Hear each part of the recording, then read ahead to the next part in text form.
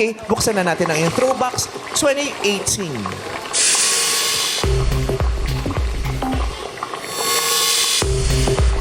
Wow.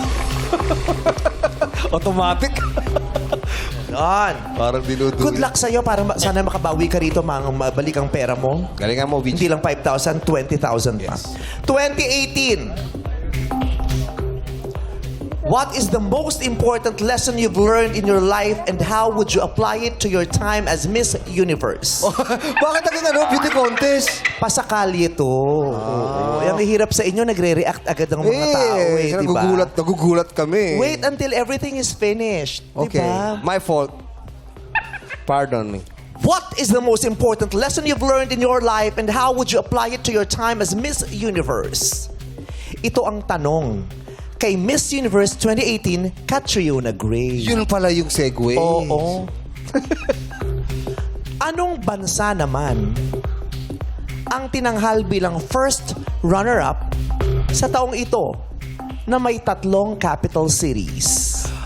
Anong bansa yung first runner-up? Kung di ako nagkakamali, taga dito si yung kumanta ng Water, si Tyla. Tama ba ako? Tyla. Tyla.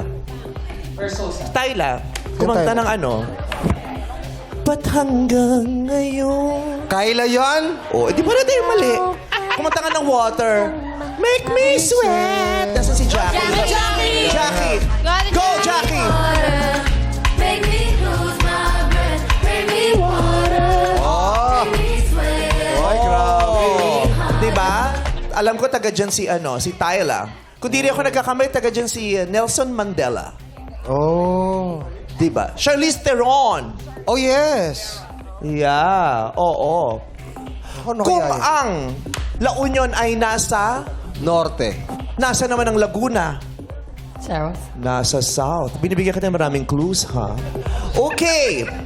Anong bansa ang first runner-up nung nanalo si Catriona Gray noong 2018 sa Miss Universe? Okay.